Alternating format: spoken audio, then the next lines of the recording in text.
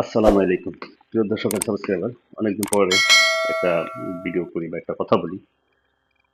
Italy ইতালিতে এখন খুব গরম চলতেছে। ইতালিতে গরম মানে আবহাওয়া গরম না, মানুষ গরম করে ফেলাইছে, পরকীয়ায় গরম হয়ে গেছে।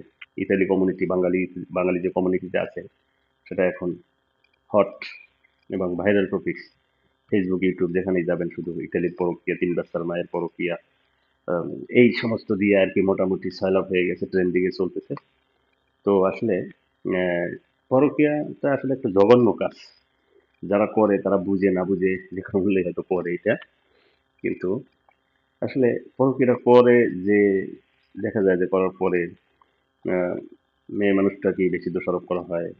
ছেলে মানুষটার হদিসই থাকে না, সে কোনো সারা শব্দ দেয় না, পরবর্তীতে এসে মেয়েটা বিচার চায়, এই চাই সেই চায়।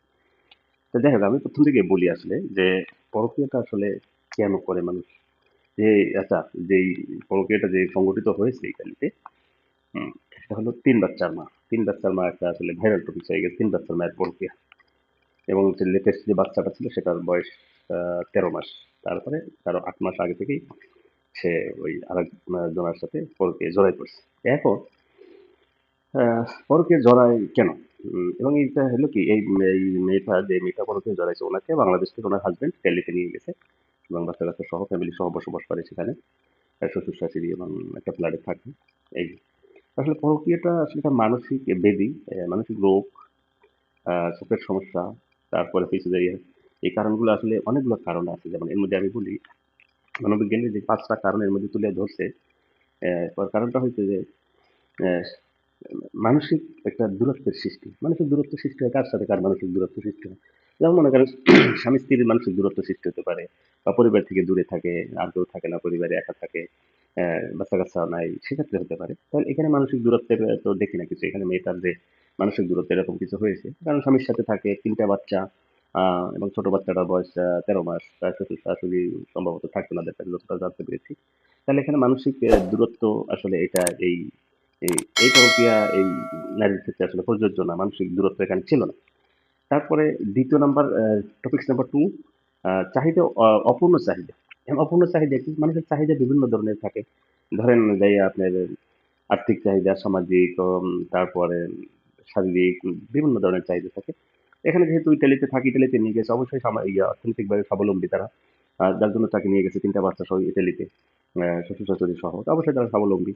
এবং শারীরিক চাহিদা যদি বলেন, 3 বাচ্চা, লেটেস্ট বাচ্চার বয়সও তার 13 মাস, হ্যাঁ? আর আগে বলতে 8 বছর, 6 বছর, 13 মাস, এভাবে করে। আসলে এনার ক্ষেত্রে এটাও প্রযোজ্য হচ্ছে না। অপূর্ণ চাহিদা বাদে কোনো ধরনের কোন চাহিদা অপূর্ণ আসলে, সেটা আসলে আমরা বুঝতে পারতেছি না। এরপরে আপনার যদি ধরেন 3 নাম্বার সাইড, এগুলো কিন্তু আমার না, এগুলো মনোবিজ্ঞানীরা, যারা মনস্তাত্ত্বিক মনের বিজ্ঞান করে, তারা গবেষণা করে বের করছে। তারপরে আছে ধরেন বৈচিত্র্যের অভাব। বৈচিত্র্যের অভাব কি? ধরেন বিভিন্ন চিত্ত বিনোদন, ঘোরাঘুরি, পার্ক, এই সমস্ত বিভিন্ন নতুন নতুন জায়গা দর্শন, এই সমস্ত আহ, এইগুলো আর কি। তাই সেক্ষেত্রে বৈচিত্র্যের অভাব তো এখানে দেখা যায় না, কারণ উনি বাংলাদেশে ছিল, ওনার হাজবেন্ড ওনাকে ইতালিতে নিয়ে গেছেন, বাংলাদেশে ঘোরাঘুরি করেছেন, যেহেতু আর্থিকভাবে স্বাবলম্বী, ইতালিতেও গেছেন, চাকরি বাকরি করে, ভালো অর্থ আছে, গাড়ি বাড়ি আছে, ঘোরাঘুরি করতে পারে। বৈচিত্র্য তো রং বেরঙের, সেখানে তো ইতালি তো বোঝেনি। আপনারা জানেন ইতালি কোন ধরনের কান্ট্রি, সেখানে তো বৈচিত্র্যের অভাব নাই, চিত্ত বিনোদনের অভাব নাই। তারপরে আর একটা আছে যাইয়া, এটা 3 নাম্বার গেল। এবার চতুর্থ নাম্বার হয় কি? প্রতিশোধের, প্রতিশোধ নেওয়ার প্রবণতা। যেমন প্রতিশোধ কারো নেয়, যেমন একটা ছেলে একটা মেয়ের উপরে প্রতিশোধ নিতে পারে, তার সাথে প্রেম প্রীতি ছিল, বিয়ে করতে পারলাম না, দেখি প্রতিশোধ নিয়ে এটা ক্ষয়ক্ষতি ক্ষতি করে দিই। অথবা কারোর সাথে আর্থিকভাবে সমস্যা আছে, মানে ইয়ে ঝামেলা ছিল, তার ক্ষতি করে দিই। পাশের বাড়ির সাথে ঝগড়া, প্রতিবেশীর সাথে ঝগড়া, ক্ষতি করে দিই। এরকমের প্রবণতা থাকতে পারে, প্রতিশোধ প্রতিশোধ নেওয়ার প্রবণতা। তো এখন উনি কারো উপরে প্রতিশোধ নেবে? ওনার তো এরকম কিছু ছিল না যে উনি কেন তাহলে এটা করলো। তারপরে যেহেতু আর একটা পঞ্চম নাম্বার হলো যোগাযোগের অভাব। নাম্বার 5টা পয়েন্ট মনোবিজ্ঞানীরা দেশে যোগাযোগের অভাব। যোগাযোগের অভাবটা কি? কি যোগাযোগ? রাস্তাঘাট যোগাযোগ। যোগাযোগ বলতে কি? স্বামীর সাথে স্ত্রীর যোগাযোগ, স্ত্রীর সাথে স্বামীর যোগাযোগ, সন্তানের সাথে যোগাযোগ, শ্বশুর শাশুড়ি, ফাদার মাদার, ভাই বোন, সবার সাথে যোগাযোগ আছে, মোবাইল আছে, যোগাযোগ আছে, কানেকশন ভালো আছে। কিন্তু কাদের সাথে কার সাথে? একটা থার্ড পার্টি সে ঢুকে পড়ছে এখানে। এই যে যোগাযোগ, 5টা যে মনোবিজ্ঞানীরা বললো, তাহলে আমি এইখানে এই মেয়ের ক্ষেত্রে 5টার একটাও দেখি না যে ওনার কাছে প্রযোজ্য। উনি একটাতেও এই একটার আওতায় উনি পড়ে নাই। তা উনি কোনটার আওতায় পড়েছে? স্বভাব, ব্লাড, হয়তো বা এর কোনটা ইয়ে আছে, অথবা পূর্বের কোনো ইয়ে ছিল, পূর্বে বাল্যপ্রেম, সেই বাল্যপ্রেমে সে ধরা খাইছে আবার। এখন যাই হোক, এটা গেল, এইটা মনোবিজ্ঞানীদের ৫টা টপিকস। এটা বিশদভাবে আলোচনা আছে, কিন্তু বিশদভাবে আলোচনা করা সম্ভব না। তো এই যে ইতালির প্রেম, এটার টপিক্সটার হবে, হেডলাইন হবে ইতালির পরকীয়া, ঠিক আছে? এবং থাম্বনেলটাও এভাবে হবে, আমি কারো নাম নেব না। এই যে ছেলে মেয়ে যারা, তারা উভয়ই বৃহত্তম নরসিংদী থেকে, আমি জেলা শহর জানি, এগুলো থানা শহর জানি, এগুলো বললাম না, বৃহত্তম নরসিংদী তারা দুজনই, এবং উভয়ই ইটালিতে থাকেন, ঠিক আছে?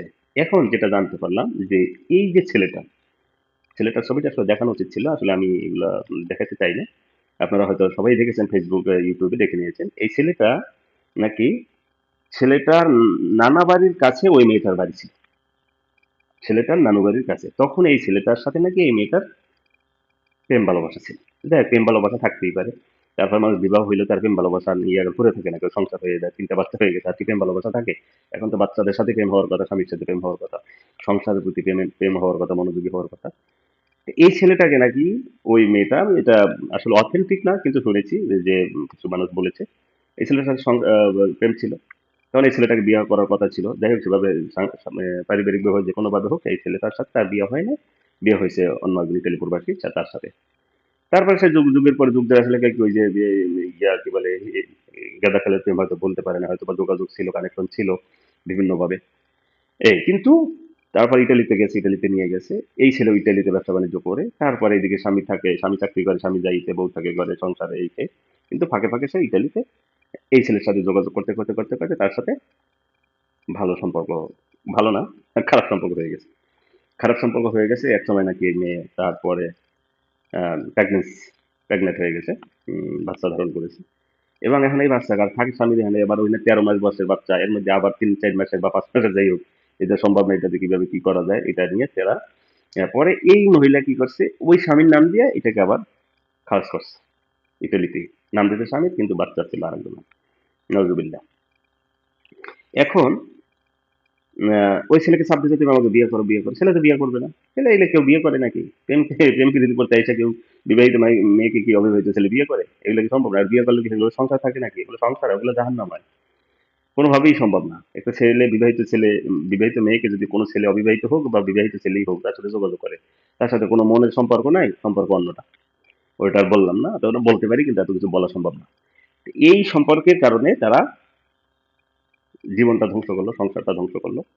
তবে দেখেন, এখানে শুধু মেয়েটাই না, ছেলেটা চরমভাবে দোষী। তারও উচিত ছিল, যেহেতু তার সংসার আছে, তার সাথে যোগাযোগ না করা।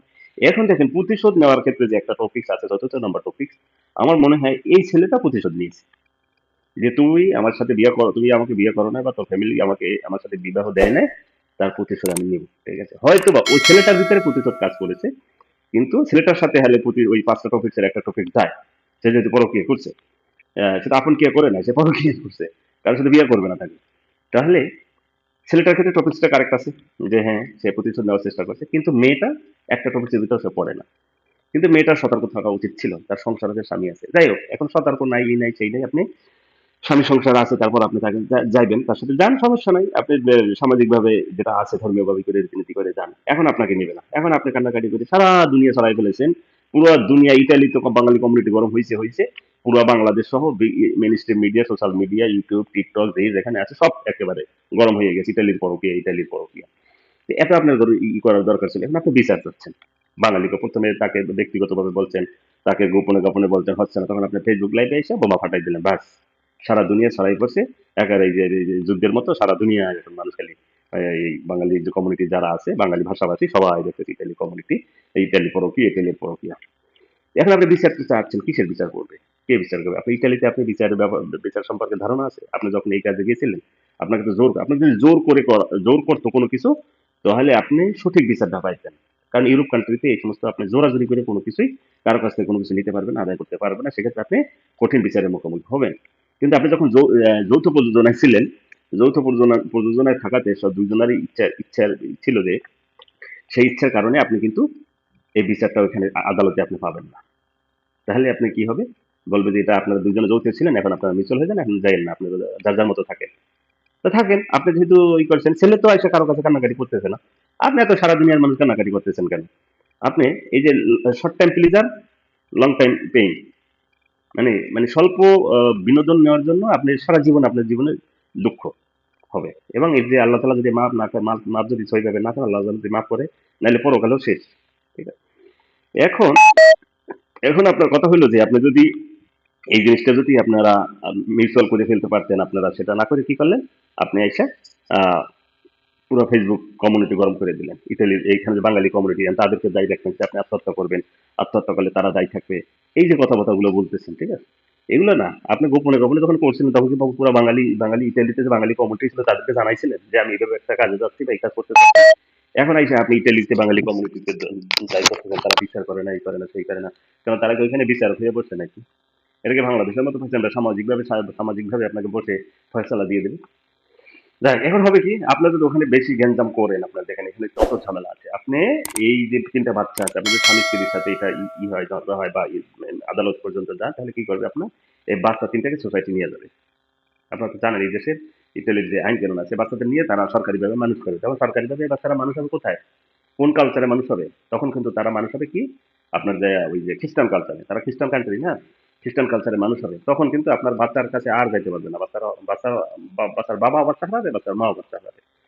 ঠিক আছে? তাই এখন যেটা আপনি করছেন এটা ফয়সালা। আপনার নিজেরা গার্ডিয়ান বসে এখন এই যে আপনি যে স্বামীর সংসার ছাইরা আর জায়গায় গেছেন, এই স্বামীকেও তো আসলে আপনাকে গ্রহণ করার মতো আসলে মন মানসিকতা আছে কিনা আমি জানি না। হুম। বা এরকম হওয়ার কথা না। পুরুষ মানুষ হিসাবে এটা তো আসলে মানার মতো দেখে না। যেটা আপনি ১৩ মাস বয়সী একটা বাচ্চা রেখে তার মানে ৪-৫ মাস বাচ্চার বয়স তখনই আপনি পরকীয়ায় জড়াই গেছেন। এটা সম্ভব নাকি? দুনিয়ায় সম্ভব? অন্তত ২-৩ বছর গেলে না ঠিক আছে তাও করা যায়। কিন্তু ৫-৬ মাস পরেই আপনি একটা বাচ্চা কোলে লইয়া গেদা বাচ্চা খেয়ে লইয়া আপনি পরকীয়ায় জড়াই গেছেন। এত পরকীয়ার ভিতরে স্বাদ পেয়ে গেছেন। হ্যাঁ?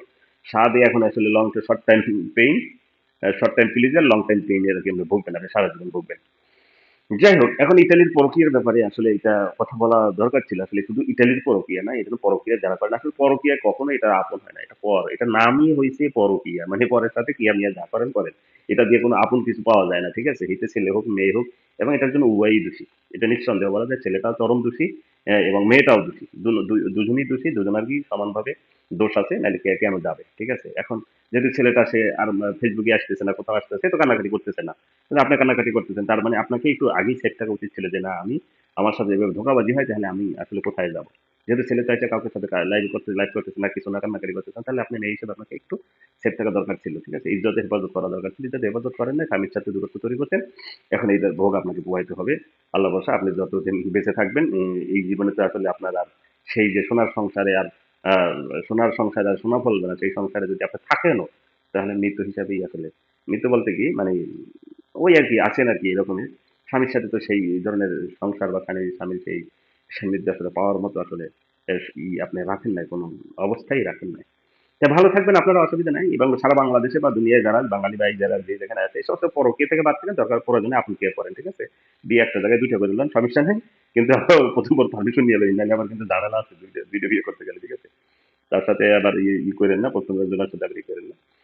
তো ভালো থাকবেন। এই যেহেতু ভাইরাল টপিকস এবং এটা আসলে একটু দরকার ছিল, যেহেতু এটা আমার জনসচেতনতামূলক ভিডিও আমার। আচ্ছা, ভালো থাকবেন আপনারা। কেউ পরকীয়া আসলে এই সমস্ত জঘন্য, ইসলাম যেটাকে আপনাকে অনুমোদন করে না সেটা করবেন না। যারা ইসলামিকভাবে ইসলাম ধর্মের মানুষ আছেন বা অন্য ধর্মে, এই সমস্ত পরকীয়া আসলে কোনো ধর্মই শিখায় না, কোনো ধর্ম থেকেই আসলে এগুলো এলাও করে না।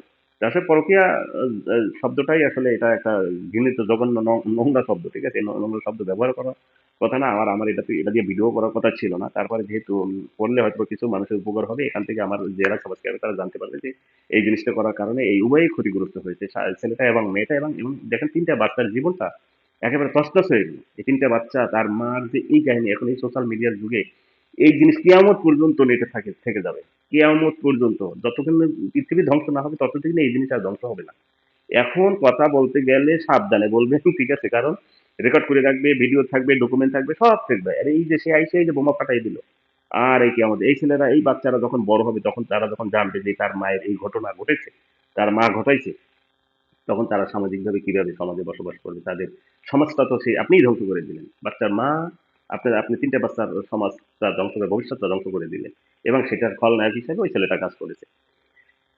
তো ভালো থাকবেন, পরকীয়া জড়াইয়েন না, যার যার মতো করে আপন কে থাকেন, নিজের সংসার নিয়ে থাকেন, দরকার হলে ২-৩ বিয়ে করে ফেলান, সমস্যা নাই। কিন্তু পরকীয়া মরকীয়া এই সমস্ত কাজে জড়াইয়েন না। তো ভালো থাকবেন। ইতালি বাঙালি কমিউনিটি আসলে ইদানিং খুব গরম আছে। এই কমিউনিটির ভিডিও সারা দুনিয়ায় ছড়াই পড়েছে। আহ, অবশ্য কয়েকদিন পর চাপা পড়ে যাবে। যার ক্ষতি হয়েছে সেই এই ক্ষতি শুধু সাফার করবে, অন্য কেউ না। তো ভালো থাকবেন। সাবস্ক্রাইবার এবং দর্শক বন্ধুরা যারা আছেন, যারা যারা আছেন, এবং ভিডিওটা দেখে আপনার মতামত কমেন্টে জানাতে পারে কার দোষ কার গুণ, এবং এটা ভালো হয়েছে কি খারাপ হয়েছে এই কর্ম, এবং কে খারাপ করছে কে ভালো করছে, আর ভবিষ্যতে যদি কোনো কেউ না করে সেই জন্য আপনার মতামত জানাইন। তো ভালো থাকবেন সবাইকে। আসসালামু আলাইকুম।